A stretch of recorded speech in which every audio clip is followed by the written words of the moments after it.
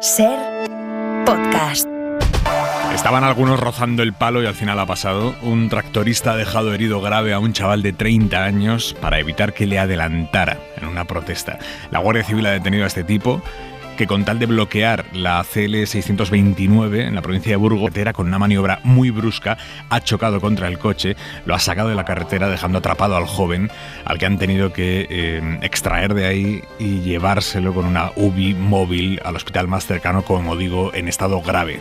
La marcha ni siquiera estaba autorizada. No es el primer acto temerario que vemos en esta semana de protestas, enmarcado en el supuesto derecho a cortar carreteras y accesos. La protesta, incluso la protesta incómoda, es legítima, obviamente, mientras no ponga en riesgo la seguridad y los derechos de los demás. Desde luego el derecho a la vida y el derecho a la integridad física. Y determinadas actitudes de matonismo sobre cuatro ruedas lo único que logran es que se desvanezca de forma rapidísima el apoyo social a la protesta. Viernes 9 de febrero, en la mesa del análisis de esta noche, Juan Manuel de Prada, ¿cómo estás? Muy buenas noches, Aymar. Raquel Ejerique, buenas noches. Hola, buenas noches. Y Daniel Bernabé, muy buenas. Buenas noches. Vamos ahora con las protestas, con sus efectos políticos, los amagos de reventar mañana la gala de los Goya. Pero antes, es tremendo el mensaje que está mandando Netanyahu. El primer ministro de Israel ha ordenado hace unas horas la evacuación de más de 1 millón de civiles en Rafah, al sur de la Franja de Gaza. Estamos hablando de 1 millón y pico de palestinos que están ahí en su mayoría porque han huido de los combates en otras zonas. Se les dijo que fueran al sur, han terminado ahí porque teóricamente era un lugar seguro, y ahora Netanyahu ordena que se vayan de ahí también porque van a atacar la zona para lo que él llama destruir Hamás del todo.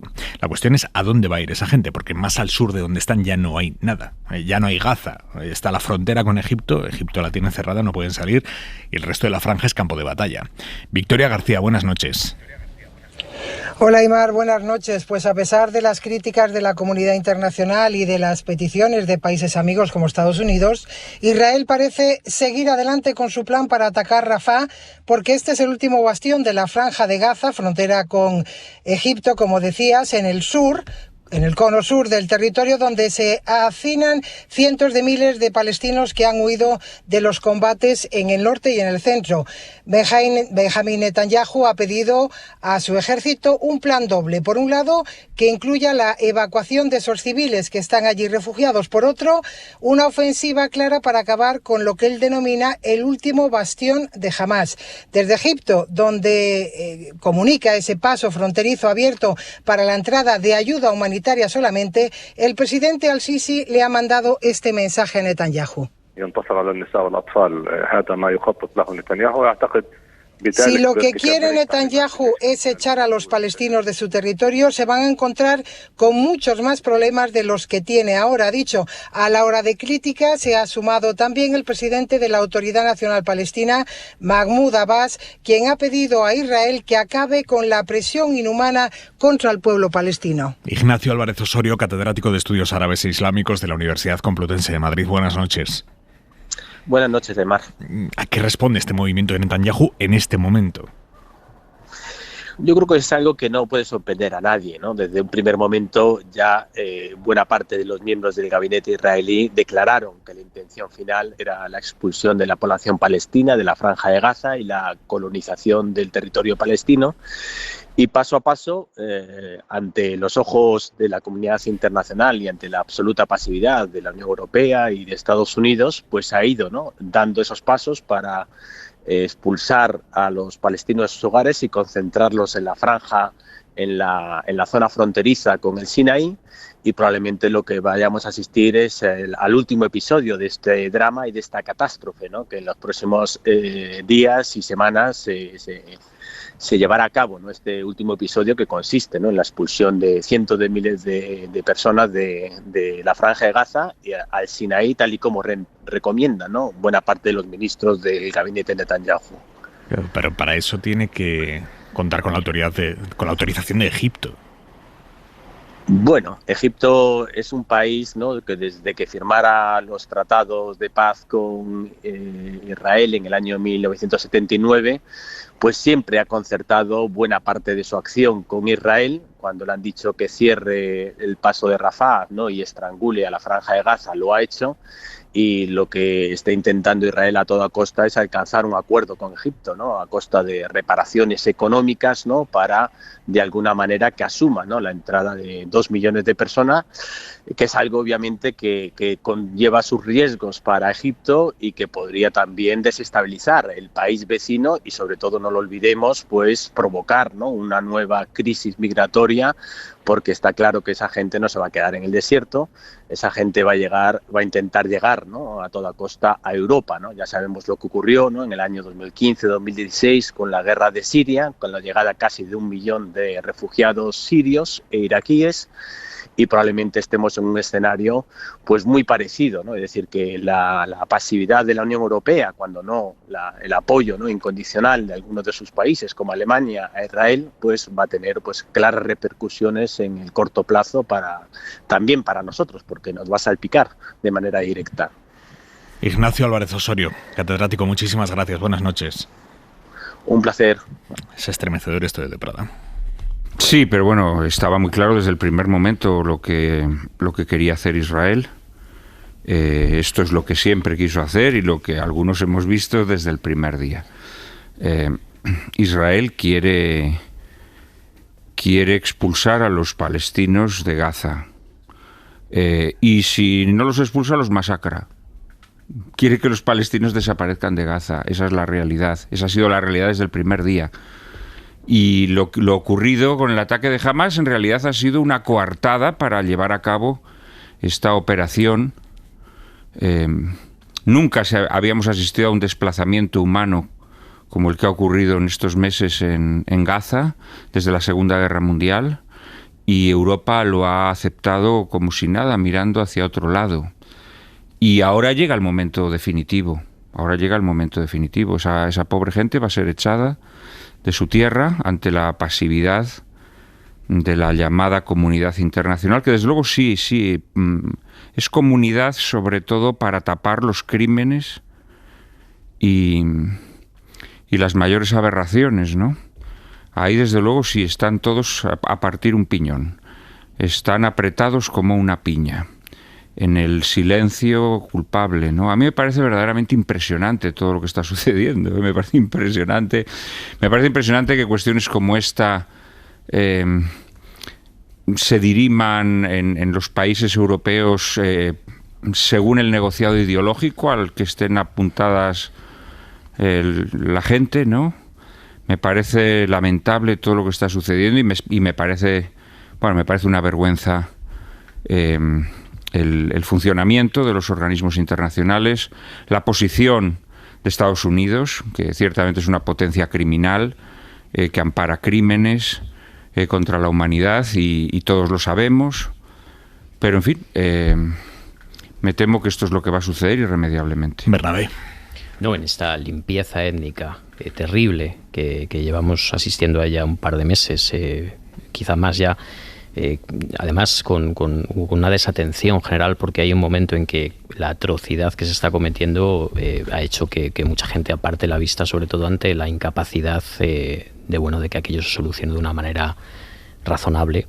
Hemos tenido la complicidad de Estados Unidos, hemos tenido la impotencia de la Unión Europea, pero a mí también me gustaría destacar algo que generalmente nunca se dice, que es la absoluta falta de implicación de los países árabes. En la zona ha habido países árabes a los que, pues estar fuera de la órbita de Washington se les ha laminado en los últimos 20 años, como Siria e Irak, pero algunos de ellos que pertenecen a esta órbita poco o nada han hecho por impedir esta atrocidad, y poco o nada están haciendo por intentar que estos refugiados se queden en el territorio de donde pertenecen, ¿no?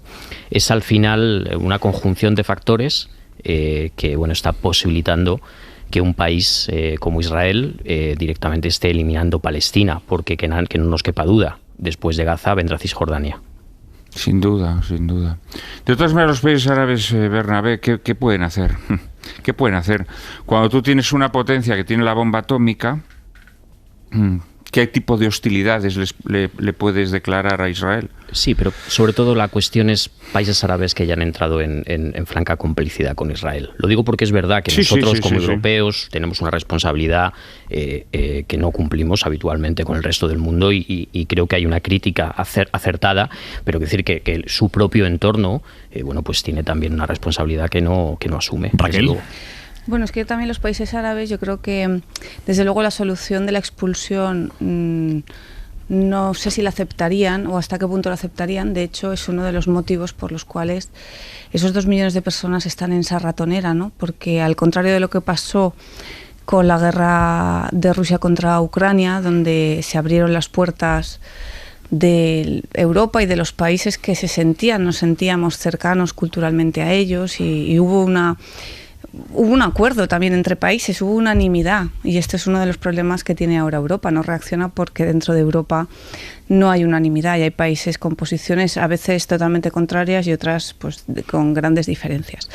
Y por eso tampoco, ni porque a Europa le interese, y además porque los países árabes tampoco han empujado para que se abran las fronteras para recoger a todos estos refugiados, porque hay una cuestión política, ¿no? Así como jamás dice Israel, bueno, y gran parte de los analistas, que utiliza a los gazatíes como escudos humanos, Israel los utiliza como diana, y los países árabes también hacen política con ello, ¿no? Y una diáspora así, abandonar un territorio árabe y dejarlo a Israel, creo que para ellos también va a ser inaceptable. Por eso no han negociado nada relativo a que los refugiados sean acogidos en otros países, porque políticamente a los países árabes les interesa que se mantengan en el territorio y que defiendan el territorio, aunque sea con su propia vida. Yo me pregunto, seguramente Netanyahu tiene un plan que creo que ahora mismo tiene un punto en la hoja, que es salvarse él mismo, porque realmente todos los pasos que está dando llevan realmente a ninguna parte, ¿no? Y llevan a ninguna parte porque cuando una vez se ocupara Gaza, ¿qué va a hacer allí, no? Yo creo que tampoco no es un plan razonable, como tampoco es razonable matar a 2 millones de personas, ¿no? Lo que pasa es que cada vez está más concentradas en un territorio más pequeño, con lo cual los ataques van a ser muchísimo más mortales y se va a multiplicar exponencialmente tanto los muertos como los heridos. Y a esto le sumamos que a la Agencia de Naciones Unidas allí se le están recortando los fondos y la inminente amenaza cada vez más plausible, ¿no?, de que Trump llegue a la presidencia de los Estados Unidos, la verdad que conforma un panorama en el que es difícil vislumbrar a dónde vamos y cuál va a ser el fin, cuándo va a ser el fin, cuál va a ser el fin y cuál va a ser la solución. Desde luego que pase toda esa gente a malvivir ya a un desierto no puede ser la solución final, a menos que seamos capaces de ver, como en una película, cómo se extermina a seres humanos, ¿no? Que cada día lo estamos viendo y nos estamos acostumbrando, pero la escalada de crueldad empieza a ser difícil de digerir, ¿no? Y la pregunta es, ¿para qué? ¿Qué va a pasar? ¿Cuál va a ser el siguiente paso? Dadme un segundo porque tenemos una noticia terrible en Andalucía. Los narcotraficantes han matado a 2 guardias civiles embistiéndolos con su narcolancha en el puerto de Barbate. Última hora, Javier Bañuelos. Sí, Aymar, ¿qué tal? Buenas noches. Hay confirmación oficial, son 2 guardias civiles fallecidos. Se trata de un guardia civil del Grupo de Acción Rápida, el GAR, y la segunda víctima pertenecía al Grupo Especial de Actividades Subacuáticas, GEAS. Han muerto, Aymar, arrollados por una narcolancha que literalmente ha pasado por encima de ellos. Ha ocurrido esta noche dentro del puerto de la Albufera de Barbate. De hecho, Aymar, circula un vídeo del incidente. Este es el momento en concreto del impacto. Podemos escucharlo. ¡Dispara, Piolín! ¡Dispara, Piolín! Mira, lo comió.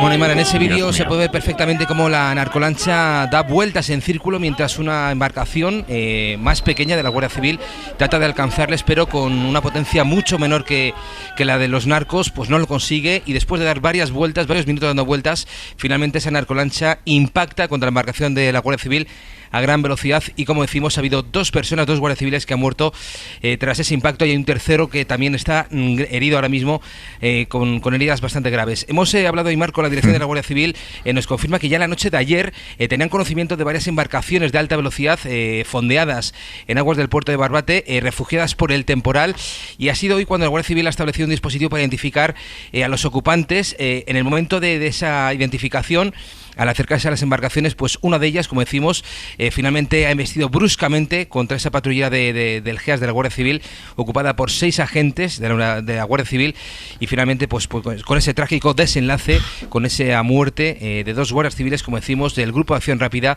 y también otro buzo del GEAS de la Guardia Civil. Agustín Leal, Asociación de Guardias Civiles, portavoz de JUCIL, buenas noches. ¿Qué tal, Aimar? Buenas noches. Es tremendo esto. Bueno, esto es un asesinato salvaje, ¿no? Salvaje, y que viene en la dinámica de todo lo que estamos denunciando desde hace mucho tiempo, de la inacción en la lucha pues contra esta lacra, y por desgracia pues ha resultado 2 compañeros fallecidos y un tercero con unas heridas pues terribles que ahora mismo se debate entre la vida y la muerte. ¿Qué información tienen de lo que ha sucedido, más allá de lo que ha trascendido públicamente? Bueno, las primeras noticias que tenemos son de hace un momento. Unas gomas de narcos de gran cilindrada se habían refugiado en el puerto de Barbate debido al temporal. No se apreciaba actividad a bordo, así que en una embarcación más pequeña, compañeros del GAR y del GEAS, los buzos de la Guardia Civil, se acercaron a la misma para intentar aprenderla o intentar ver qué ocurría. En ese momento, una de ellas pues empezó a navegar a gran velocidad, empezó a dar vueltas alrededor de la embarcación de los guardias de menor tamaño y de menor potencia, como siempre, la hizo volcar, y la misma planeadora de los narcos pegó varias pasadas por encima intentando atropellarlos, y bueno, con el trágico resultado pues que acabas de decir. Ha sido un asesinato salvaje. Me llama muchísimo la atención que hace una semana o un par de semanas estábamos contando una situación muy parecida en la desembocadura del Guadalquivir. También ahí los narcos, en el momento en que se les acercaba la lancha de la Guardia Civil, cogieron y la embistieron. En ese caso fue un narco el que terminó muerto, pero ¿qué está pasando? Bueno, esto no es que esté pasando, esto lleva pasando mucho tiempo, y la administración no ha querido ponerle coto, no ha querido verlo. Ellos tendrán que dar las respuestas, y muchas respuestas van a tener que darnos por esto, porque lo llevamos denunciando años.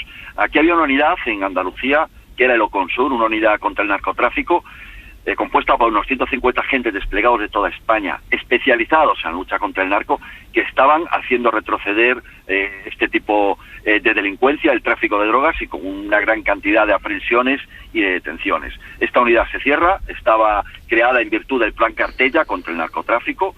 Se cierra, el ministro nos da una explicación muy convincente de por qué se cierra, pero bueno, y a partir de ahí el narco se ha disparado ya, se ha venido arriba, se ha disparado. JUCIL ya hace 2 años anunciábamos que esto se podía convertir ya ya son zonas de cárteles, o sea, podíamos estar llegando a la altura de lo que está ocurriendo en Sinaola. Muchos se rieron de nosotros por decirlo, lo estamos viendo, no es Sinaola, pero el campo de Gibraltar es el hermano pequeño ya de todo este tipo de delincuencia.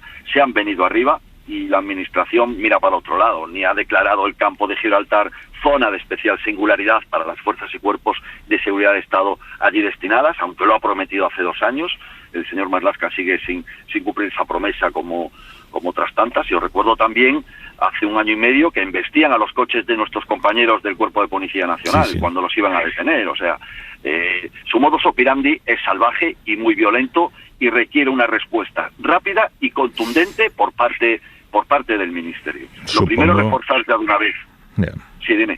No, que le iba a decir que supongo que esto es un palo enorme para los compañeros. ¿Cómo se remonta algo así? Bueno, pues imagínate cómo estamos, y no quiero pensar cómo están. Disculpa, no quiero pensar cómo están mis compañeros ahora mismo allí.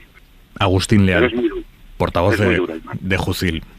Mucho ánimo y muchas gracias por entrar esta noche en un momento tan delicado. Gracias a vosotros. A la espera de novedades sobre este horrible hecho, el que acabamos de contarles en Barbate, la muerte de 2 guardias civiles embestidos por una narcolancha.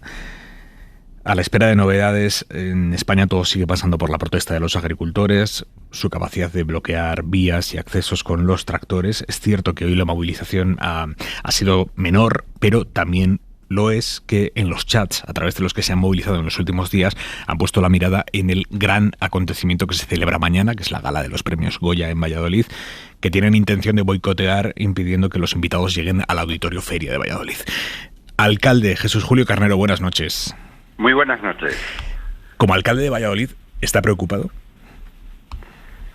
Bueno, miren, lo primero que quiero es acompañar en el sentimiento a la Guardia Civil por este trágico suceso que acabamos de conocer.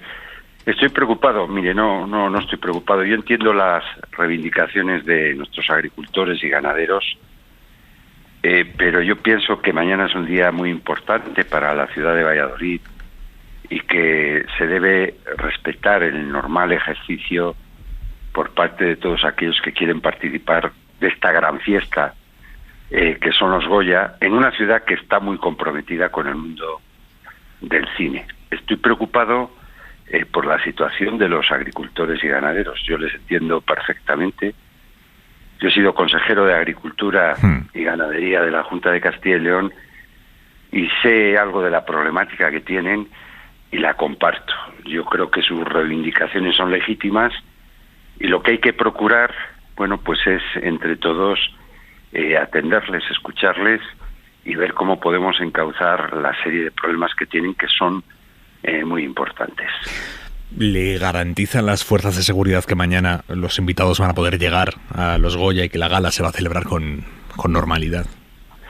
Bueno, yo más que si me lo garantizan o no, yo pienso que ha de ser así, porque los Goya es un evento cultural muy importante. El derecho a manifestarse de los agricultores y ganaderos es legítimo, pero bueno, pues hay días y lugares para hacerlo y no comprometer un hecho cultural tan importante y tan trascendente en la vida de un país y en la vida de la propia ciudad de Valladolid, como es la gala de los Goya. Yo espero que todos actuemos con la suficiente responsabilidad. Alcalde, su equipo de gobierno del PP cuando llegaron al gobierno fue bastante crítico con que se hubiera cerrado el contrato de los Goya al precio al que se ha cerrado. ¿Sigue teniendo dudas sobre esa inversión? Mire usted, más que críticos con el precio de lo que costaban los Goya, que es un precio alto. ¿Cuánto le cuestan a la ciudad? Pues mire, le va a costar en torno a 7,5 millones de euros. Pero más que el importe de lo que cuestan los Goya, nosotros con lo que hemos sido críticos es con una decisión que a mí me parece que está llena de irresponsabilidad por el anterior equipo de gobierno, como es que cuando llegamos nos encontramos que habían comprometido la celebración de la gala de los Goya, pero no había consignación presupuestaria.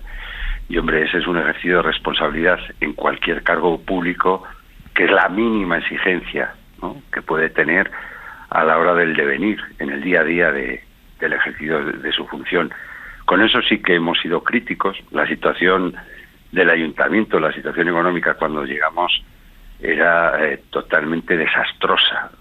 Bueno, pues a eso y a mayores se unía esta circunstancia. Habían comprometido una gala, como es la gala de los Goya, sin tener la debida consignación presupuestaria, y nosotros inmediatamente tomamos la decisión de tirar para adelante con la celebración de dicha gala. Valladolid, como le he dicho anteriormente, es una ciudad comprometida con el cine. Ahí está nuestro festival, la Semana de Cine, nuestra Seminci.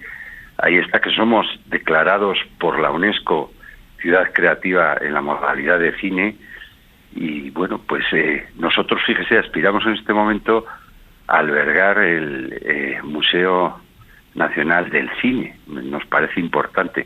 Valladolid está marcada por el cine por los cuatro costados. Por tanto, la gala de los Goya es una gala bienvenida, deseosa. Todos estamos impactados e impactantes con una gala que vamos a disfrutar, que estamos disfrutando, porque fíjese, en cuanto nos pusimos manos a la obra y asumimos la responsabilidad en el gobierno municipal, ideamos, y yo quiero darle las gracias a mi equipo y también a la Academia del Cine, ideamos entre todos pues una serie de actividades complementarias que han sido deliciosas para la ciudad. Fíjese que hemos puesto en marcha más de 14.000 localidades para que puedan verse películas de manera gratuita, se pueda estar con los nominados y participar en los distintos coloquios.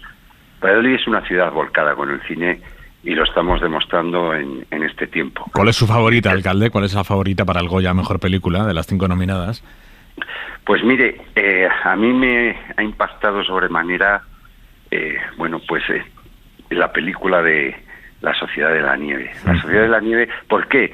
Pues porque es una historia que todos sabemos y una historia que todos conocemos, que te tiene sentado y anclado en el sillón durante 2 horas y media, pues tiene muchísimo mérito. Yo creo que el trabajo que ha hecho Bayona es un trabajo fundamental, esencial, y una manera de contar, no contar unos hechos, sino contar cómo sintieron ellos los hechos, ¿no? O sea, la idea que transmite esta película, y es magnífica. Y luego tiene algo que para mí es fundamental en la vida, que es ese afán de superación que tiene que tener el ser humano y que allí se expresa también en esa tragedia en los Andes en ese momento. Va usted a caballo ganador, alcalde. Bueno, no sé si voy a caballo ganador. La Sociedad de la Nieve. Mire, déjeme que salude. Pepa Blanes, jefa de Cultura de la SER. Buenas noches. Hola, buenas noches. Tú estás con el alcalde también, ¿no? ¿Tú también crees que...? Sí, yo creo que puede ser la ganadora. Alcalde, nos jugamos lo que quiera. Nos podemos jugar. Mire, yo les digo una cosa. No se juegue nada, alcalde, que Pepa está en Valladolid y esta es de las que lo cobra. Bueno, yo también pienso que la historia de amor de la película de Eugenio, la de Saben Aquel, es una maravilla, es una delicia. A mí me ha encantado, me ha impresionado. Fíjense, me ha recordado una vieja película.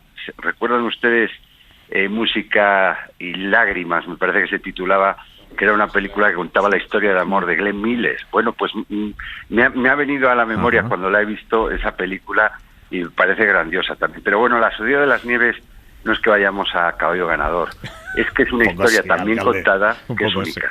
Yo voy con Un amor de Coixet. Bueno, pues sí, perfecto. Sí, a ver si ganamos alguno de los tres. Venga. Alcalde, que vaya muy bien mañana.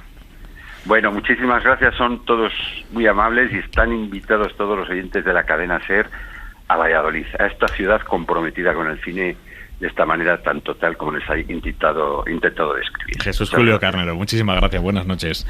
Muy amables. Gracias. Bueno, Blanes, te pido no quinielas, pero sí que me cuentes qué te dice tu termómetro, con qué ánimos llega cada equipo, qué posibilidades creen en el sector que tiene cada una de las nominadas. Pues mira, es cierto que La Sociedad de la Nieve es como la película quizá que llega con la ilusión de que tiene los Oscar por delante, que llega también con ese respaldo del público. Bayona todavía sigue llenando las salas y eso que la película está en Netflix, o sea que ha sido todo un fervor, que ha gustado mucho, está gustando mucho. Escuchábamos al alcalde de Valladolid y llega así. Lo que pasa es que los anteriores premios, tanto el Forqué que da los productores como el Feroz que da la prensa, pues se lo ha llevado 20.000 especies de abejas y Bayona se ha quedado con el premio a Mejor Dirección. Entonces llegan como un poco, yo creo que cautelosos con, bueno, tenemos un peliculón, pero ojo porque hay buena competencia. Y 20.000 especies de abejas es una película que de alguna manera cierra un círculo porque hace justo un año, en febrero, ganaba premio en Berlinale, ha ido ganando festivales, ha ido conquistando al público poco a poco. Es una ópera prima, una película pequeña, un retrato íntimo de las infancias trans y bueno, puede dar también la sorpresa y ganarle a Bayona, no lo descartamos. Luego está Un amor que parece, Coixet dice, y bueno, yo voy, si no sé si voy a ganar o no, porque parece que todo está vendido. Bueno, no todo está vendido. Es una película fantástica, tienes buen gusto, Aimar, y la verdad es que es una adaptación de la novela de Sara Mesa y con muy, muy buenas interpretaciones y a lo mejor puede rascar un premio a Mejor Guión o puede ganar Hugo Silva, que está estupendo como mejor actor de reparto. Y comentaba el alcalde, Saben Aquel, que es la biografía de Eugenio, que firma David Trueba, y es verdad que es una película que ha gustado también mucho porque tiene muchas nominaciones, que quizás como que está ahí, que parece que no va a ganar, pero ojo que David Trueba, él va de loser, pero suele ganar muchos premios, o sea, no lo tiene todo perdido. Y a mí me gusta mucho Cerrar los ojos, de Víctor Erice, creo que ha sido un acontecimiento este año en el cine, es una de esas películas difíciles, porque son 3 horas, hay que conocer el universo Erice, pero yo creo que quedarán en la historia del cine también. Más o menos eso es como llegan, como ves, no me estoy mojando mucho esta vez. Ya te estoy viendo, pero ¿qué ha pasado? No, es que me devuelvan a mi Blanes, pero... Pepa, te iba a decir suerte. La voy a necesitar en esa alfombra roja, también te digo. Efectivamente. Hasta mañana, Blanes. Hasta mañana, adiós. ¿Habéis visto alguna? ¿Cuál es vuestra favorita?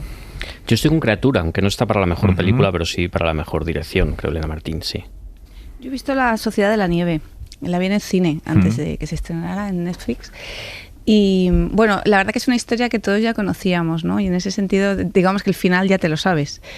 Pero bueno, sales bastante conmocionado, ¿no? Por las ganas de vivir, ¿no? Como las ganas de vivir contra todo pronóstico se impusieron en una situación catastrófica de la que todas las quinielas, ¿no? Decían que iban a morir, ¿no? ¿Quién podía apostar en ese momento por qué iban a vivir? Ni ellos mismos a veces apostaban por qué iban a vivir, pero bueno, al final se impuso la vida y ese pequeño milagro, si lo pudiéramos incorporar a nuestros días, ¿no? Cotidianos, estaría muy bien también esas ganas de vivir. A mí me gustaría que ganase Erice, pero sé que es muy difícil. Pero me encantaría que ganase Erice, porque creo que es uno de los grandes genios del cine español, y a lo mejor pues es la última oportunidad, ¿no?, de darle el premio gordo. La Sociedad de la Nieve me parece que es una película que, del mismo modo que concitará muchos entusiasmos, creo que también puede concitar cierto rechazo en el sector cinematográfico más independiente, porque bueno, es la típica producción con hechuras, digamos, de superproducción, ¿no? Y esto también genera a veces rechazo en ciertos sectores cinematográficos. O sea que no tengo yo tan claro que La Sociedad de la Nieve vaya a ser la ganadora. Normalmente las películas de altísimo presupuesto suelen generar una cierta corriente de rechazo en el seno de la profesión. Esto se ve mucho en Hollywood, por ejemplo, ¿no? Vamos a ver lo que sucede aquí. Mañana lo veremos. Y si le faltaba algo de calor a esta gala, y ya volvemos a entroncar con la protesta de los agricultores. Hoy el vicepresidente de la Junta de Castilla y León, que es García Gallardo, de Vox, ha terminado de calentar los ánimos con este mensaje al mundo del cine en un intento realmente extraño de intentar confrontar o enfrentar a el mundo del campo con el mundo de la creación cultural. Que en los últimos días he escuchado a la élite mediática, a muchos tertulianos, hablar de los agricultores y ganaderos como empresarios del campo o como señoritos. Yo creo que los señoritos no son los agricultores y ganaderos de Castilla y León. Los señoritos son los que quieren vivir de producir obras cinematográficas que luego no ve nadie a costa de millones y millones de euros que pagan con mucho esfuerzo los contribuyentes españoles.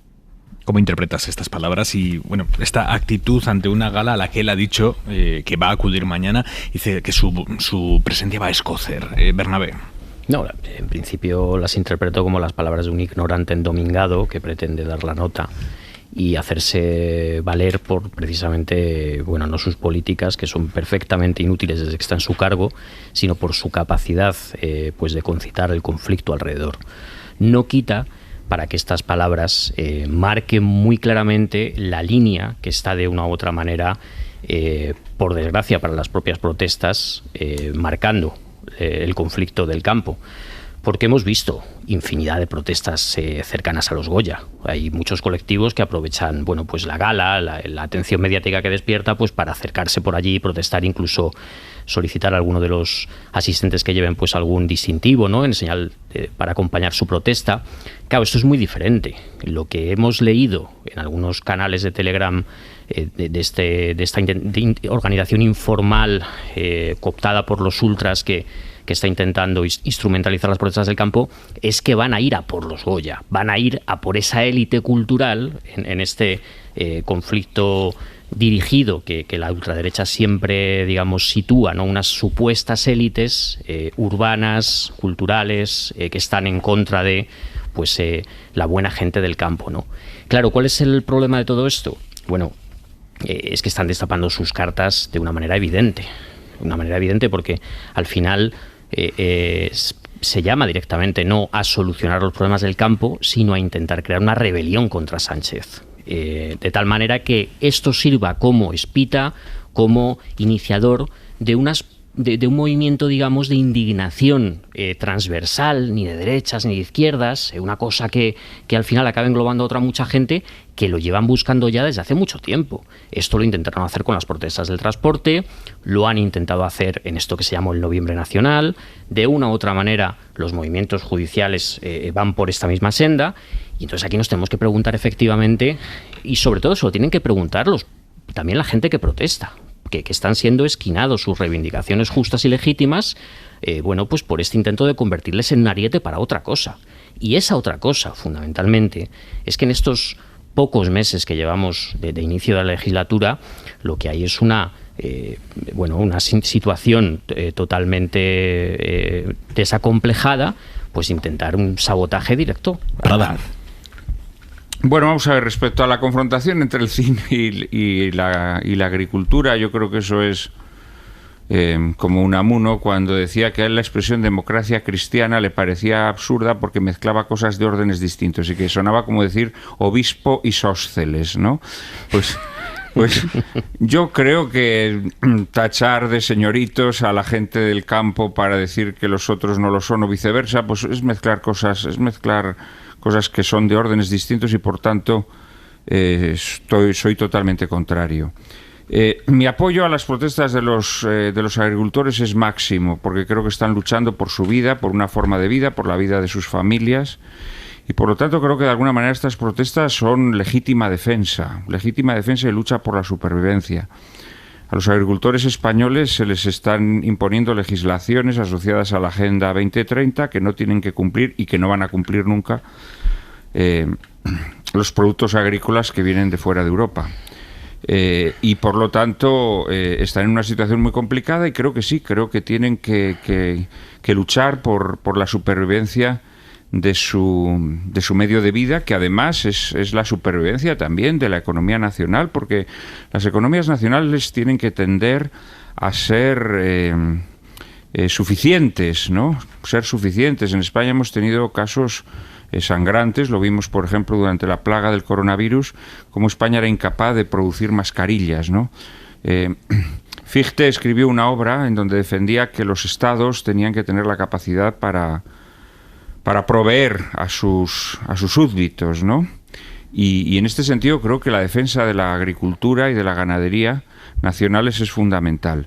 Es verdad que las reivindicaciones justísimas de los agricultores están siendo utilizadas ideológicamente, pero esto es una lacra que corrompe desgraciadamente la vida española. El otro día escuchamos al presidente del gobierno decir que hay gente que la canción esta que han elegido para Eurovisión que no les gusta porque hubieran preferido el Cara al Sol. No, también hay mucha gente que esa canción no le gusta y no prefiere el Cara al Sol. Porque, claro, aquí inmediatamente todo el mundo trata de sacar tajada ideológica a las cosas. Y yo creo que efectivamente los agricultores tienen que poner mucho énfasis en evitar estas identificaciones, pero creo que sus reivindicaciones son justas y nosotros tampoco tenemos que hacer el caldo gordo a quienes tratan de aprovecharlas ideológicamente. Ejerique. Pues mira, voy a estar de acuerdo un rato con Juan Manuel de Prada en lo de la utilización en general de temas de calado social, ¿no? Y lo estamos viendo justamente en estas protestas en Italia, donde el gobierno precisamente es de extrema derecha y las protestas que hay en el campo pues se está un poco criticando que van contra el gobierno de extrema derecha, ¿no? Con lo cual serían como protestas de izquierda. Y bueno, esto es una tentación difícil de resistir en un mundo tan polarizado, ¿no?, como en el que vivimos. Pero dicho esto, yo, aparte de, bueno, cuando habéis puesto las declaraciones de Juan García Gallardo, me sonrío, ¿no?, porque es que habla de señoritos y de dinero público, una persona que cobra 80.000 euros para manejar un presupuesto de 100.000 y que está en contra de las subvenciones y la política y tal. Bueno, pues esto ya define un poco la incoherencia, ¿no?, de esas declaraciones. Y luego esa contraposición, ¿no? Parece que no sabemos, esto lo dijo Borrell al calor del tema de Gaza, ¿no? Parece que no sepamos criticar una cosa y otra, ¿no? Es como o una cosa o otra. Hay que elegir o cine o agricultura. Hay que elegir el campo o Europa, o hay que elegir el campo o los animalistas, o el campo o los ecologistas. Pues es que realmente yo creo que es un reduccionismo y una simplificación de un problema bastante más complejo, ¿no? Yo entiendo que evidentemente las grandes organizaciones agrarias, que son justamente las que representan a la gran mayoría, son las que están organizando las protestas legalmente comunicadas y que además están dolidos, ¿no? Porque su mensaje, con el que llevan mucho tiempo luchando y mucho tiempo manifestándose, y los logros que han conseguido, porque han conseguido logros, la renta agraria es al 30% de subvenciones europeas, no estamos hablando de poca cosa, ¿no? Esos logros se ven empañados, desgraciadamente, porque al calor del enfado legítimo de los agricultores, pues surgen profetas, mesías, grupos de ultraderecha, partidos de ultraderecha que quieren capitalizar y quitar el eje importante, que en mi opinión el eje importante en el campo es los grandes y los pequeños, porque esa burocracia, esas nuevas ayudas, los cumplimientos de tanta normativa, evidentemente no son lo mismo para la Casa de Alba que para el pequeño propietario, ¿no? Y España, justamente, el 70% de sus explotaciones agrícolas son justamente pequeñas, ¿no? Y son esas personas las que están siendo ahogadas o las que se sienten abandonadas especialmente, ¿no? Las grandes propiedades o los fondos de inversión que están comprando terrenos en España. Entonces, yo creo que cuando hablamos de esto de cine y agricultura o ponemos dicotomías tan simplistas, estamos olvidando las reclamaciones históricas que muy legítimamente y con bastante coherencia están llevando a cabo las grandes organizaciones agrarias, que por cierto no son sindicatos, porque también oigo que un poco como que se les afea o se les quita legitimidad, ¿no? Como si porque son sindicatos que podrían serlo, pero es que además no lo son. Son organizaciones que representan a propietarios grandes, medianos y pequeños, sobre todo medianos y pequeños, que es la realidad agraria española, ¿no? Y que se enfrentan, y esto coincide en casi todos, ¿no? Bueno, Asajas, que es más de derechas, pues un poco menos, pero lo que les está ahogando también son las políticas neoliberales europeas, porque por una parte hablan del campo y la subvencionan, y por otra pues abren las puertas a que entre carne de Argentina o las producciones agrícolas de Marruecos, por cierto, muchas de ellas y cada vez más llevadas por empresas españolas que se han ido allí a producir. Entonces yo creo que en el tema del campo, que es muy complejo, deberíamos quitarnos un poco el cinismo, un poco las ideologías, y a quien le importe realmente el campo, esos partidos ultra que supuestamente les importa tanto el campo, lo que tienen que hacer es ayudar a legislar, no salir con los tractores o alentar protestas que acaban a veces, desgraciadamente, con problemas de orden público y muy desgraciadamente con accidentes como con el que ha abierto Hora 25. Sí, el accidente de un tractorista que ha embestido a un coche conducido por un conductor que está grave porque lo ha sacado de la carretera, lo ha dejado atrapado y bueno, al parecer lo ha hecho en una maniobra absolutamente temeraria para evitar que le adelantara en una marcha lenta de protesta, una marcha no comunicada. Bernabé, levantabas la mano. Sí, no, por una cuestión que oía Juan Manuel con esto de la Agenda 2030, no estoy nada de acuerdo. Nada de acuerdo. Es que precisamente la Agenda 2030 lo que persigue es justo lo contrario. Son una serie de recomendaciones de la ONU que no imponen a ningún gobierno nada. Son una serie de recomendaciones precisamente que van en contra de estas medidas que durante los últimos 30 años las organizaciones internacionales de libre comercio han estado aplicando para que las grandes corporaciones se hagan prácticamente con el dominio de la agricultura internacional. Igual que la Unión Europea tiene una parte que ha estado desregulando y permitiendo la entrada de productos de otros países que no cumplen las normas, y efectivamente esto crea una situación indeseable. Por otro lado, tiene iniciativas como la de la Granja a la Mesa, que el otro día leía como asociaciones de agricultores vascos decían que les parecía bien porque lo que intenta precisamente es una agricultura sostenible y de proximidad, pero que si se le puede achacar a estas medidas, agendas, algo es precisamente que no se cumplan o que no tengan una capacidad de cumplirse. Aquí vemos otro problema muy diferente. Vemos el problema de que asistimos a una situación típica, que no solamente se da en este sector, de problemas asociados a la globalización capitalista que llevamos padeciendo los últimos 30 años, sufrida además por pequeños propietarios y medianos propietarios que están en una situación particular por su composición de clase, pero que claro que es respondida ideológicamente por parte de los ultras, llevándola hacia, pues prácticamente la conspiranoia.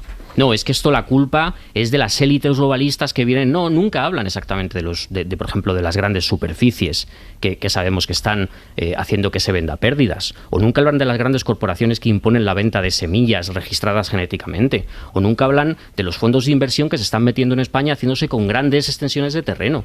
Es decir, es que al final sí es un problema fundamentalmente ideológico. Y decía lo de la composición de clase no para restarle legitimidad, porque un pequeño propietario y mediano propietario tiene todo el derecho a protestar si su sector está pasando dificultades, sino porque efectivamente hay momentos en los que tienes que ver que tus realidades y tus necesidades, por muy propietario que seas, coinciden más con las de tus trabajadores que coinciden que más que con las de los grandes propietarios que te están haciendo polvo.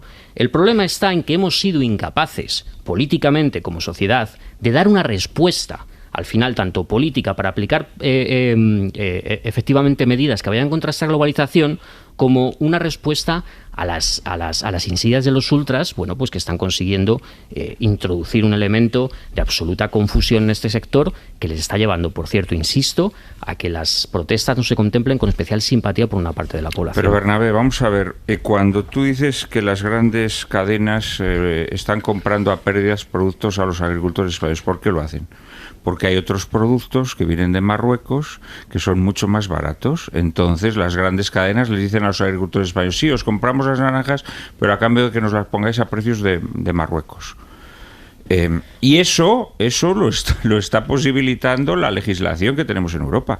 Claro, cuando los agricultores, cuando desde Europa se dice que hay que hacer una agricultura sostenible, respetuosa con el medio ambiente, etcétera, etcétera. Entonces se ponen restricciones al empleo de fertilizantes o al empleo de productos químicos para matar los parásitos, los insectos, etcétera, etcétera.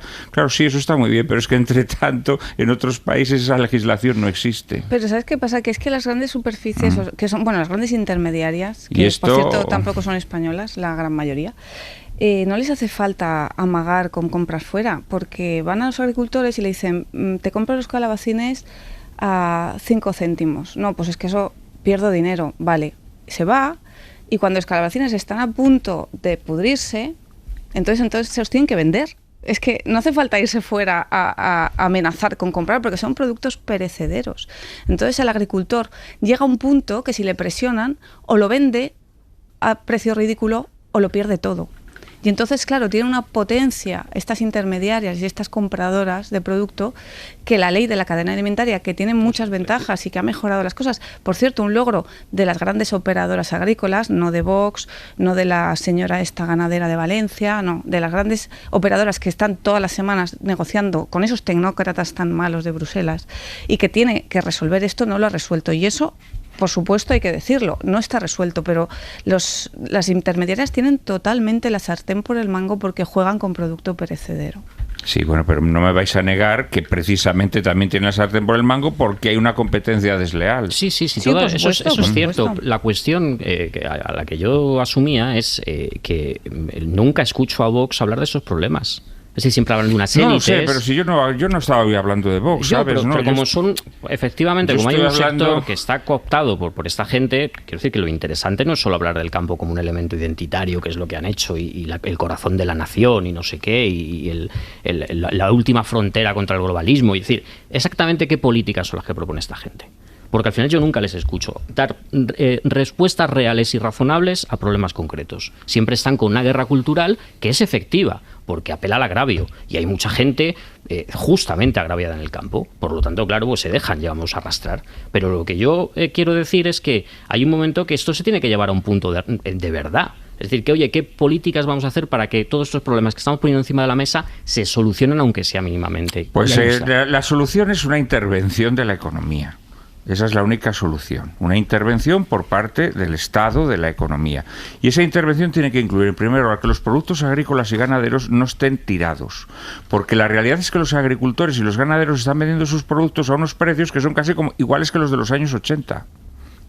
Pero luego, esos productos en la cadena de distribución, los precios se disparan, porque nosotros cuando vamos al supermercado, joder, los tomates están carísimos, las naranjas están carísimos, bueno, no digamos ya el cordero, y sin embargo esos productos son productos que se están pagando a los agricultores de manera ínfima, de tal manera que muchos tienen que dejar la producción, tienen que dejarla porque no pueden sacarle dinero, porque tienen que pagar unos sueldos misérrimos.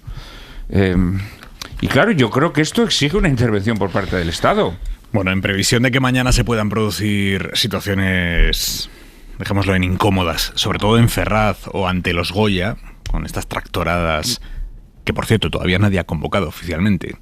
es lo que las hace más imprevisibles. Ante esa previsión, las grandes organizaciones agrarias se han desmarcado de todo lo que pueda pasar y de todo lo que no sea estrictamente su calendario de movilizaciones. Carlos Sevilla, buenas noches. Buenas noches, Aimar. Asaja, COAG y UPA mantienen su calendario de movilizaciones al margen de la convocatoria de mañana en Madrid y retomarán sus protestas el lunes. Dicen desde COAG que sus movilizaciones son legales y tienen unos horarios y unos objetivos claros.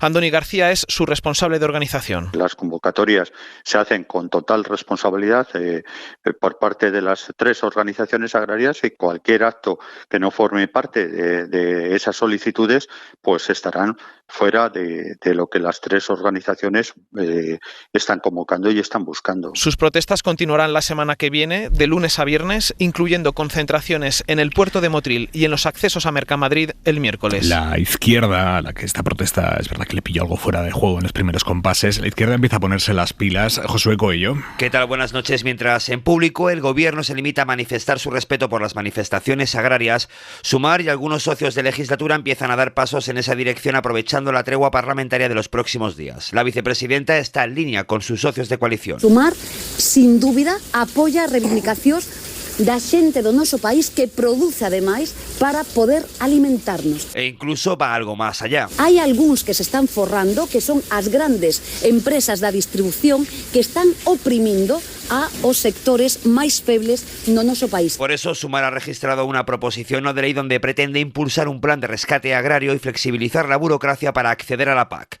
Podemos también ha apoyado a los agricultores y exige cumplir con la ley de cadena alimentaria. Creo que lo que están planteando es de una enorme sensatez y creo que el Gobierno debería escuchar con atención. Esquerra también ha propuesto medidas urgentes para facilitar el acceso a las ayudas europeas y modificar la actual ley, mientras que el BNG, muy en clave gallega, también ha alzado la voz contra la situación de los productores y el PNV o Bildu por ahora están a la espera de acontecimientos. Y igual que escuchábamos antes a las grandes organizaciones agrarias, también el PP se ha desmarcado preventivamente de lo que pueda pasar mañana, tanto en Ferraz como en los Goya. Elías Bendodo.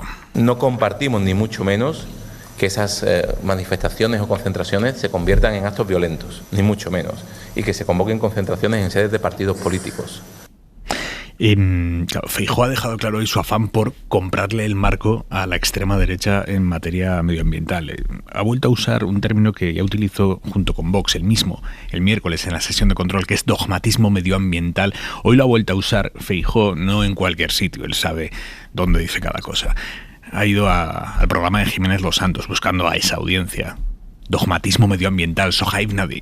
Buenas noches, Aimar. La revuelta del campo ha abierto una oportunidad para capitalizar ese descontento en plena pugna por el espacio de la derecha en Europa, pero también en España. Populares, socialistas y verdes son y serán coalición en Bruselas y por eso votan en comandita el 89% de las veces en favor de ese dogmatismo ambiental. Escuchábamos a Abascal recurrir al término del dogmatismo climático, un discurso al que se ha sumado también Núñez Feijóo. Debería escuchar a la agricultura porque no aguanta el dogmatismo ambiental de su gobierno. El problema de los agricultores españoles no solamente está en Bruselas, está en las bancadas de su gobierno, señoría. Esa pugna por el discurso antiecológico la vemos también en Europa, con una derecha que intenta alejarse cada vez más del marco verde para competir con los ultras. Sin embargo, Aimar, en España esas consignas que lanza ahora el dirigente de Génova chocan con los intereses de algunos de sus varones, como el andaluz Moreno Bonilla, el murciano López Miras o el valenciano Carlos Mazón. Fuentes del Ministerio de Transición Ecológica aseguran que tanto la Junta como la región murciana están en contacto permanente con el Ministerio para dar respuesta a situaciones de emergencia climática como las que vemos en el Mar Menor o también la falta de agua en Andalucía, problema que abordarán a finales de este mes Moreno Bonilla y Teresa Rivera después de su acuerdo por Doñana. Noche atravesada por una noticia tremenda, la muerte de 2 guardias civiles en el puerto de Barbate atacados por una narcolancha.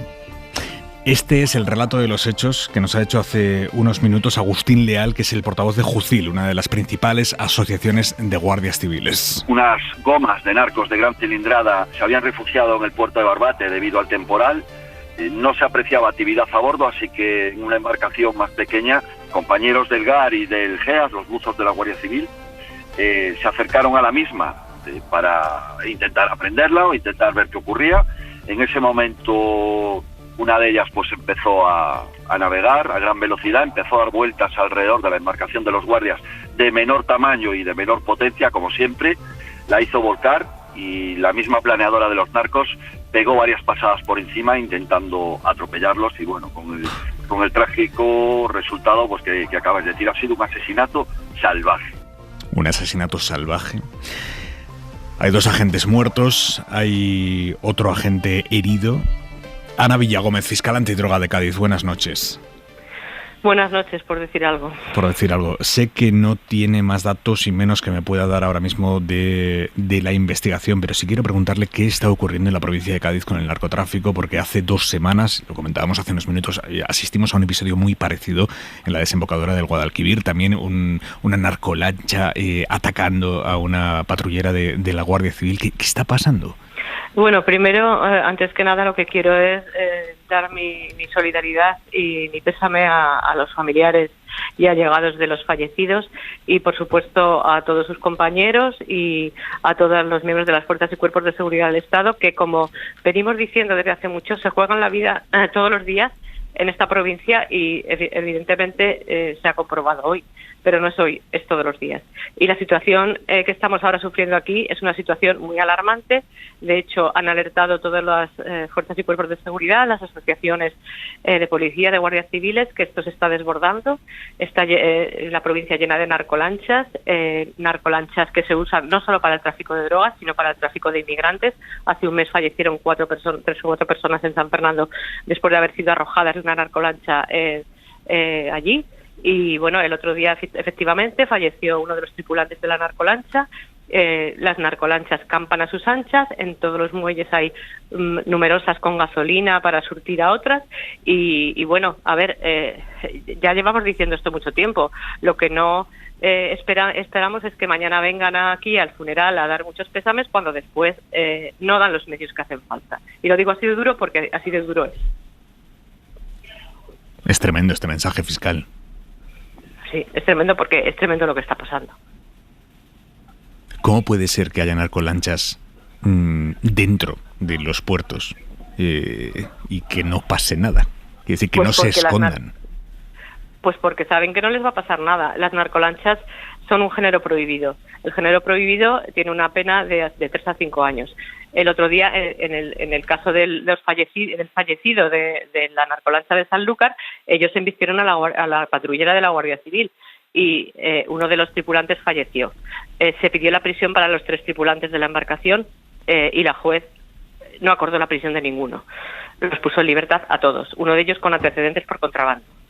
Pues no sé qué hace falta para que la gente se conciencie de que esto es muy grave. Es que es muy grave. Y además cada vez hay más narcolanchas. Entonces, claro, es que se sienten impunes. Piensan que no les va a pasar nada porque, de hecho, no les pasa nada. Les pasa cuando llega el juicio, que les ponen una pena de 3 años, pero hasta que llega el juicio siguen en libertad y siguen con más narcolanchas. Y son organizaciones con una capacidad económica tremenda, porque las narcolanchas cuestan más de 100.000 euros, tienen 4 motores de 300 caballos cada uno.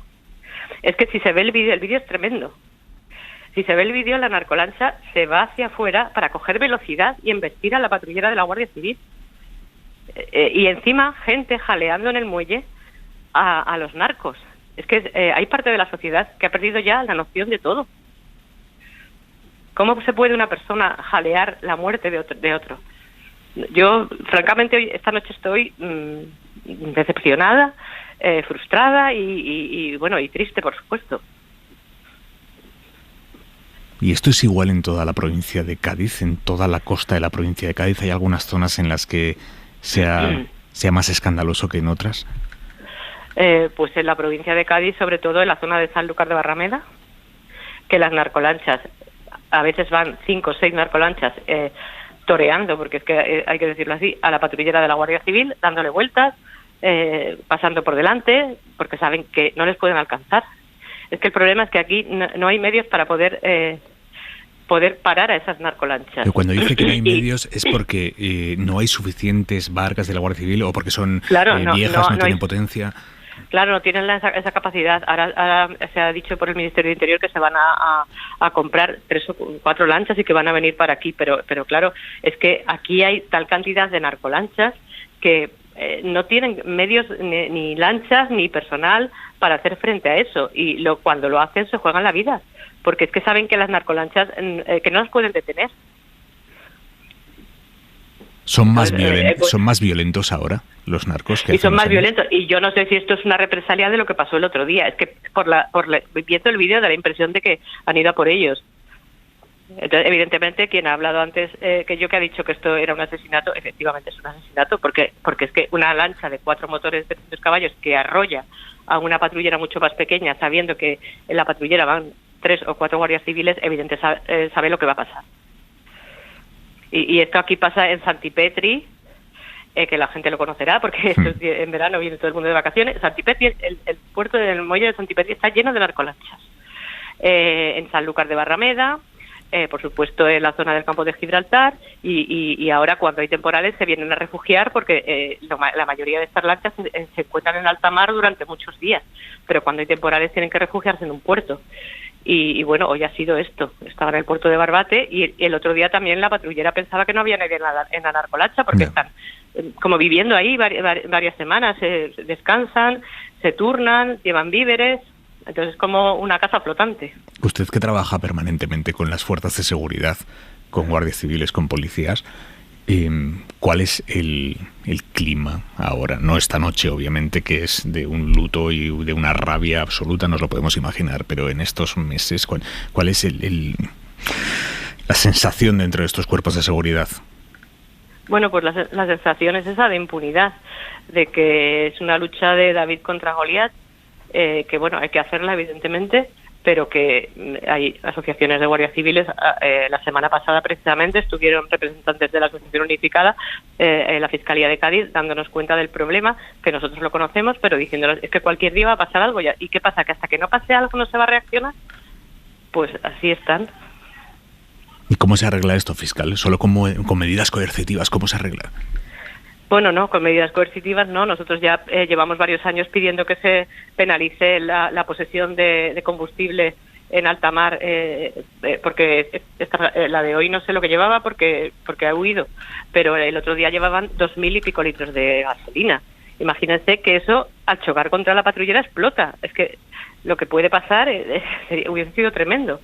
Y bueno, entonces hemos pedido la penalización de esto para que no suceda, para que podamos, cuando se incauta una embarcación y llevan gasolina, no existe un delito que podamos imputar, y por supuesto dando medidas, pero no solo medidas a las fuerzas y cuerpos de seguridad del Estado. No solo yo, la Fiscalía Antidroga de la Audiencia Nacional pidiendo que se cambie ya la legislación procesal, porque el problema es que esto va tan lento que es imposible ir contra organizaciones. Los juzgados están colapsados, no salen las causas, hay que poner a la gente en libertad, y entonces esto es al final una sensación de impunidad, y las mismas personas que han sido detenidas vuelven otra vez a ser investigadas porque siguen con la misma actividad delictiva.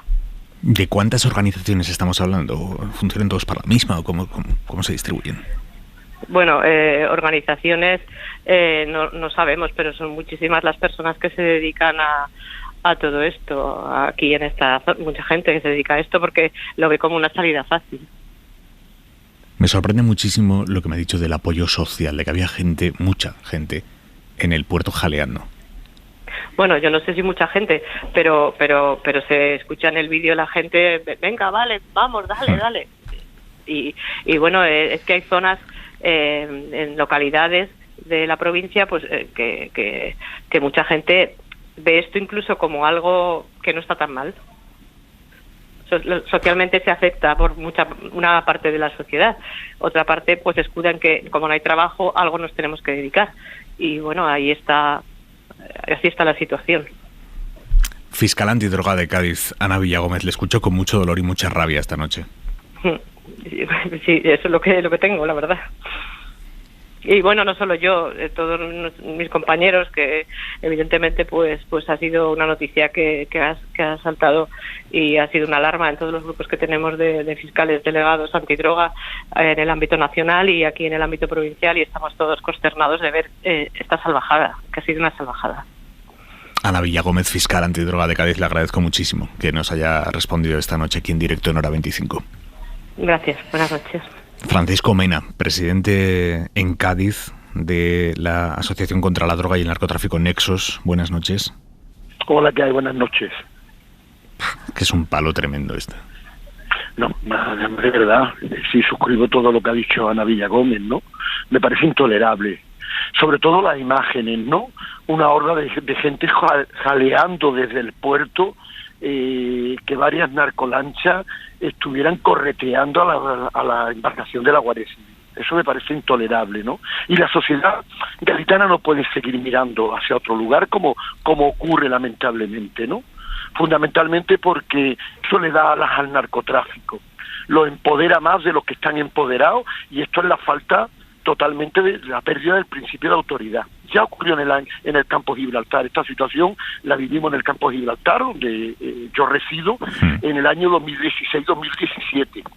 Y se ha trasladado al resto de la provincia de Cádiz, ¿no? Barbate, la desembocadura del Guadalquivir, con Sanlúcar y Chipiona, Chiclana, y esto es intolerable, sobre todo porque fíjense usted el dolor que han producido esta noche, ¿no? 2 familias destrozadas y un tercer guardia civil que me dicen que también sigue muy grave, ¿no? De las 3 personas que iban en la embarcación.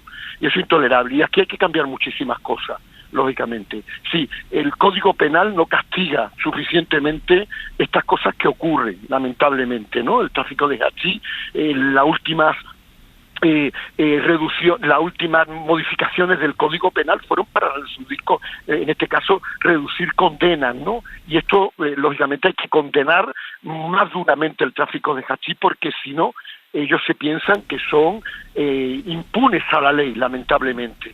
Y esto no lo podemos permitir, y la sociedad, como decía anteriormente, no puede permitir eso. Y hay una parte de la sociedad, lamentablemente, que esto, bueno, pues de alguna manera, como decía Ana Villagómez, ¿no? Casi lo justifica, ¿no? Es que no hay trabajo, no hay paro, luego el tráfico de hachís, como el hachís no, en principio se considera una droga blanda, la percepción social que tiene la sociedad en general es que no es muy dañino, y es un error, ¿no? Fundamentalmente porque sí hace mucho daño, crea problemas de salud mental muy graves, y sobre todo porque hay mucha gente que se está enriqueciendo impunemente, en este caso, dentro del dolor de lo que genera el tráfico de hachís.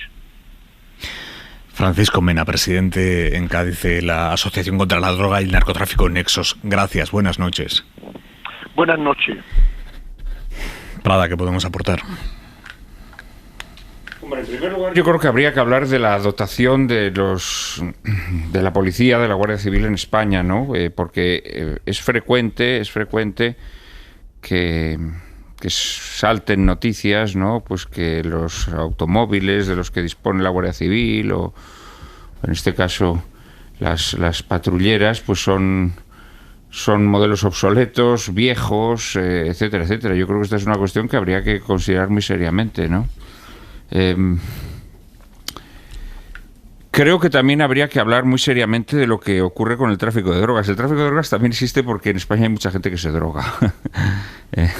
En España es uno de los países donde hay más consumo de drogas, y este es un tema del que nunca se habla porque da un poco de vergüenza, ¿no? Hablar de las cifras de gente que se droga en España.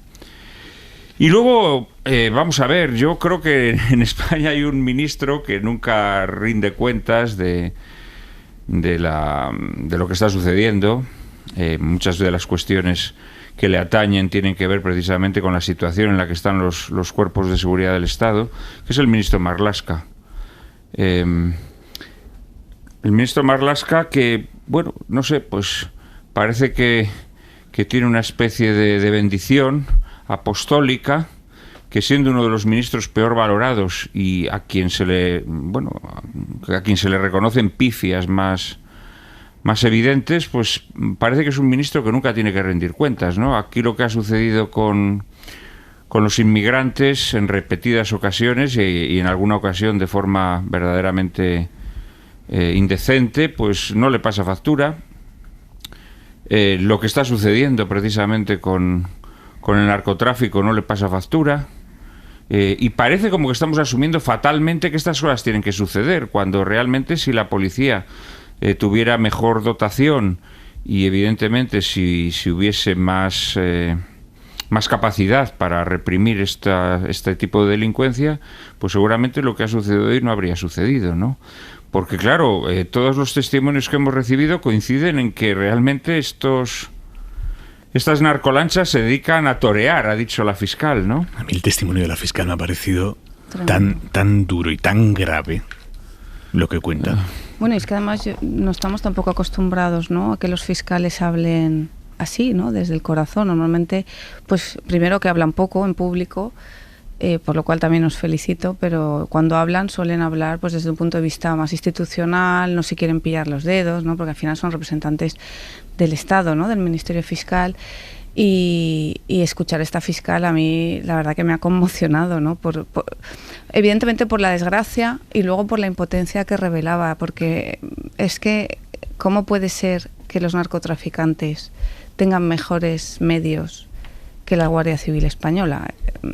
Dinero hay, ¿no? El tema es que seguramente no se ha invertido ahí. Es que eso ya es una incoherencia absoluta, ¿no? Que un grupo criminal tenga los medios para tener buen material para correr con 4 motores, pueden transportar hasta 3.000 kilos de mercancía, frente a guardias civiles, que es verdad que también tienen embarcaciones más potentes, y esta era más pequeña porque pensaban que no había nadie, pero caray, ¿no? Lo primero, los medios y la seguridad de las personas que velan por nuestra seguridad. Y luego también evidentemente hay como, bueno, el vídeo la verdad que lo estaba viendo y es tremendo, ¿no? Y también lo decía la fiscal, hay como una especie de bula o complacencia con el tema, ¿no? El hachís, el tal, bueno, la verdad que lo que es la industria de esto y cómo llega, y las mafias organizadas no son ninguna broma, ¿no? Y la complacencia con eso, pues fijaros que cuestan vidas, ¿no? Pero desde luego el Ministerio de Interior se tenía que haber puesto, porque además hay registros de meses atrás ya con este tema de muchísimas narcolanchas esperando a salir, etcétera, ¿no? O sea que no ha pasado hoy, pero vamos, podría haber pasado hace 6 meses, porque la situación de hoy es exactamente la misma que hace 6 meses, ¿no? Pero el Ministerio y Marlaska no puede pasar de mañana que no le ponga una solución real a esto. No, siendo absolutamente cierto lo que estamos comentando aquí, se ha comentado por parte de los intervinientes de los medios, que son esenciales para luchar contra este tipo de bandas organizadas. Lo que también se ha apuntado, y con esto hay que tener una cierta precaución, es si este episodio ha constituido una encerrona por parte de los narcotraficantes a la Guardia Civil, lo que constituiría una mayor gravedad. Si esta gente tenía una operación preparada, bueno, pues para enfrentarse, digamos, a una lancha que estaba vacía, una operación de ver qué estaba sucediendo, y les estaban esperando para hacerles esto. Esto es una mera especulación que ha apuntado de la otra manera la fiscal. Entonces, claro, no niego que no haya suficientes medios. Lo que sí digo es que a lo mejor si hubieran ido a otro tipo de operación hubieran llevado otros medios. A lo mejor ha sido simplemente una operación de... Claro, ¿cuál es el problema de todo esto al final? El que no podemos permitir que en este país haya agujeros negros geográficos donde el narcotráfico opere con una capacidad que sorpase al Estado. Porque hace años veíamos lo que sucedía en Galicia, vemos lo que sucede en la punta sur de la península, y esto es un problema sin duda alguna grave que tiene que implicar a todas las administraciones y bueno, pues ponerse manos a la obra con ello. Merece también un comentario que también nos lo ha dicho la fiscal, ¿no? Esa gente que estaba jaleando. Bueno. Yo no he visto el vídeo, pero tú lo has visto, Aimar. No sé hasta qué punto hay mucha gente jaleando, ¿no? Pero claro, esto también nos habla de una sociedad que, en fin, primero que tiene ya una visión de la vida como si fuera un videojuego, ¿no? Pero luego también hay un fondo de falta de fibra moral bastante grande, ¿eh? Bueno, y de normalización seguramente, ¿no? Es algo que está pasando hace décadas, entonces acaba siendo parte del panorama vital de las personas que viven ahí, y el que tiene menos sensibilidad, pues el que tiene más, y que además da trabajo y da dinero, y bueno, pues ahí viene un poco lo que es la corrupción colectiva, ¿no? Que es más peligrosa que la corrupción personal o privada, porque al final hay una inmunidad social también con este tema. Hora 25. Con Aimar Bretos. Nos quedan, 3 minutos mal puestos, pero quiero preguntaros, en el ecuador de la campaña electoral en Galicia, impresiones, reflexiones, conclusiones, abuela pluma, Bernabé. No, por un lado la llamativa ausencia de las protestas agrícolas en Galicia, que coinciden con la campaña, y por otro lado que lo que parecía, o me daba la sensación, un fermento de cambio muy potente al principio, pues parece que está empezando a quedar desdibujado. Veremos a ver el BNG lo que puede empujar. Raquel. Bueno, yo veo una campaña en la que todo es posible, ¿no? Y esto hace unos meses no era así. Yo creo que hay partido. Evidentemente el PP parte con ventaja porque son muchos años de mayorías absolutas, implantación en zonas rurales sobre Ourense, en Lugo, pero sorprendida por cómo se está amagando el supuesto ganador, ¿no? No acude a debates, en fin, ni al de la SER, ni al de Televisión Española. Me resulta sorprendente que alguien tenga tan poca confianza en sí mismo, ¿no? Y presentarse así ante un electorado. Yo creo que lejos de beneficiarle, es verdad que no meterá la pata, porque no se ha dado esa oportunidad, pero yo creo que le perjudica, ¿no? Da la impresión de un líder con ganas y energía. Sí, lo mismo. Yo creo que es una campaña que se está tratando de adormecer, ¿no? Y que parece que cuenta con una ventaja amplia para el PP, o no tan amplia, pero que parece que se va confirmando, ¿no? A medida que pasa el tiempo. Y luego, por otra parte, como un rasgo que empieza a ser común en todas las campañas, ¿no? Que es un exceso de presencia de los líderes nacionales, que el caso de Feijóo es muy evidente, ¿no? Y que al final convierten la campaña también en pasto para la problemática de la política nacional, muy alejada de la política local, ¿no? Y a mí esto me llama mucho la atención, que la gente lo acepte. Creo que tiene también mucho que ver con esto de ver la vida como un videojuego, ¿no? Cada vez estamos más alejados de nuestros problemas reales y se ha conseguido que nos preocupen problemas que no son estrictamente los nuestros. Raquel. Desde luego, yo creo que es otra estrategia, ¿no? La de hablar de temas nacionales para aburrir al personal. Me parece que está programado. Y por eso decía que yo creo que el Partido Popular tenía todo a favor, bueno, lo sigue teniendo, tiene bastante a favor, pero ha hecho una campaña muy de desaparecer, ¿no? Muy de que nada pase, que nada se oiga, que ocultarse, ¿no? Y en ese sentido, pues claro, el liderazgo del BNG, que parece evidente, ¿no? que va a concitar todo el voto de la izquierda, porque el Partido Socialista Galego pues no está bastante estancado, ¿no? Hace tiempo. Pero ese liderazgo de Ana Pontón, ¿no? Además una mujer joven, valiente, enérgica, yo creo que también da una imagen de una líder con esperanza, esperanzadora y mucho más energética, ¿no? que la campaña que hemos visto del principal, supuestamente, ¿no? el principal favorito. Y yo creo que el remate ha sido pues hablar de amnistía, ¿no? Hombre, vale un poco, ¿no? Pero esto ya lo vimos en las cadenas nacionales, esto ya lo vimos en el Congreso de los Diputados. Yo creo que los gallegos estaban deseando y estarán deseando saber propuestas de su propia comunidad, y en ese sentido yo creo que el BNG ha acertado políticamente bastante más. Otra cosa es lo que se vote, ¿no? Porque a veces las campañas pueden ser buenas o malas, pero luego el voto a veces va por otra parte, ¿no? Pero yo creo que es un error que también cometió Feijóo en clave nacional y que le restó algunos votos, o al menos no le sumó votos, y curiosamente están un poco repitiendo ese mismo patrón. Bueno, señores, pues vamos a dejarlo aquí por hoy. Juan Manuel de Prada, Daniel Bernabé, Raquel Ejerique, ha sido un placer vuestra compañía en esta noche atravesada por esa noticia horrible. Para quienes se acaben de incorporar, sepan que una narcolancha, una embarcación de narcotraficantes, han matado a 2 agentes de la Guardia Civil en el puerto de Barbate. Les han pasado por encima en una acción, tiene toda la pinta que premeditada, porque han llegado a coger, como nos ha descrito la fiscal, han llegado a coger carrerilla, para coger fuerza, para atacar a esa embarcación de la Guardia Civil, y los han matado. Hay 2 agentes muertos y hay otro que está herido. Lo dejamos aquí por hoy. Bernabé, Ejerique, Prada, gracias a los 3. Buenas noches. Hasta pronto. Adiós. Buenas noches. Descansen y el lunes nos encontramos aquí. Adiós. Para no perderte ningún episodio, síguenos en la aplicación o la web de la SER, Podium Podcast o tu plataforma de audio favorita.